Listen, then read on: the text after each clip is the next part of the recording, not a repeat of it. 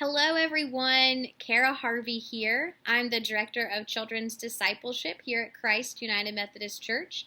And today I'm going to share with you some thoughts about the importance of telling stories.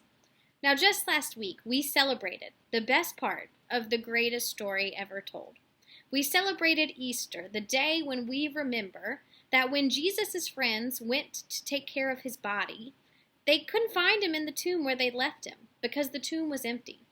Jesus had in fact conquered sin and death and had resurrected and had come back to tell about it. Friends, when that happened, the importance of storytelling really escalated. Now, all the Gospels tell this story slightly different, but I want you to imagine what would have happened if those who went searching for Jesus' body and found that it wasn't there and found that he had in fact resurrected and come back, what if they didn't tell anyone? What if the disciples, after they encountered Jesus in his time on earth before he ascended into heaven, what if they would not have shared the good news? Friends, what if the founders of the church, what if the early church fathers and mothers would not have told the story? Would we have the church as we know it today? I don't think we would. I think our entire faith relies on people being willing to share the good news, to tell the story of a God who loves us more than we could ever know or understand or need. That is what our church is built on. And friends, in these days that are so challenging right now, I think the importance of story is great. We need to hear stories of hope. We need to hear the good news. We need to be reminded that God has a track record of being with God's people in times of great trouble. When I was growing up, I really enjoyed doing theater.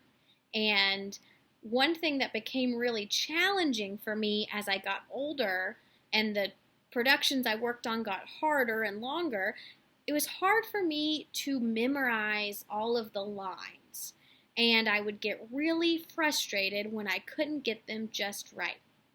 I have this distinct memory of sitting in the kitchen in my childhood home, and my mom, who was so patient in trying to help me learn my lines, she would tell when I was getting frustrated, and she'd say, "Kara, stop, take a breath. Just tell the story."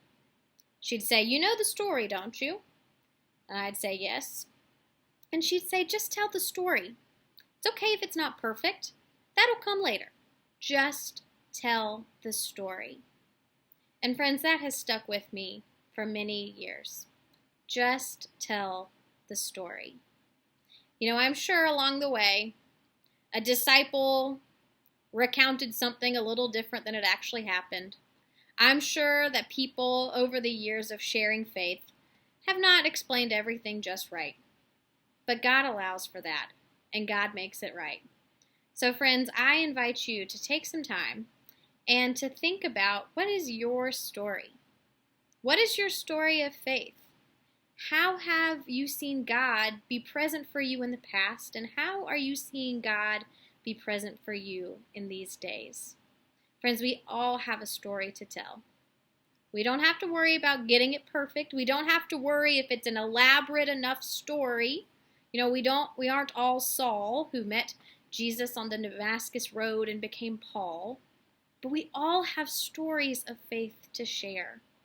And so we invite you to share those stories with us, the big and the small and the in-between. Because stories, they give us hope. And in times like these, we could really use some hope, couldn't we?